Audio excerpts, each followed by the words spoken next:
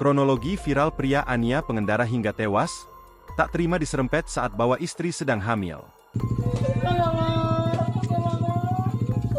Penganiayaan sadis yang menimpa Samsul Taufik Ilham warga Desa Mekarjaya, Kecamatan Gantar viral di media sosial. Samsul Taufik akhirnya tewas setelah mendapat penganiayaan gara-gara bersenggolan dengan motor tersebut. Selain Samsul Taufik Ilham, 2 orang tersangka juga menganiaya korban lainnya berinisial MA.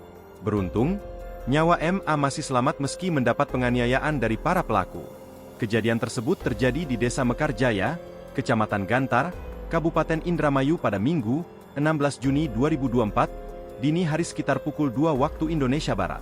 Video detik-detik penganiayaan ini juga viral di media sosial, hingga jadi sorotan warganet.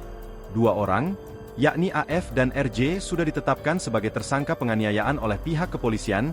Pelaku ini diketahui masih satu desa dengan korban. Peristiwa tersebut terjadi pada Minggu, 16 Juni 2024, dini hari sekitar pukul 2 waktu Indonesia Barat. Berdasarkan informasi yang diterima Tribun, penganiayaan tersebut berawal dari kejadian kecelakaan lalu lintas.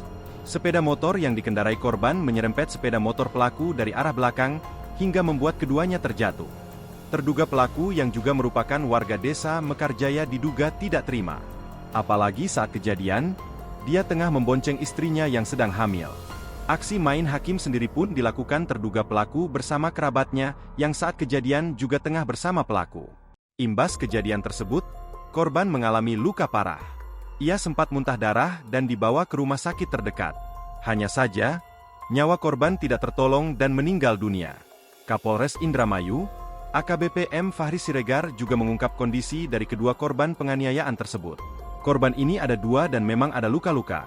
Ujar dia didampingi Kasat Reskrim Polres Indramayu, AKP Hilal Adi Imawan kepada tribuncirebon.com di Mapolres Indramayu, Rabu, 19 Juni 2024. Fahri mengatakan, pada korban MA diketahui terdapat luka-luka mulai dari wajah, badan korban seperti di punggung, lutut, dan lain sebagainya.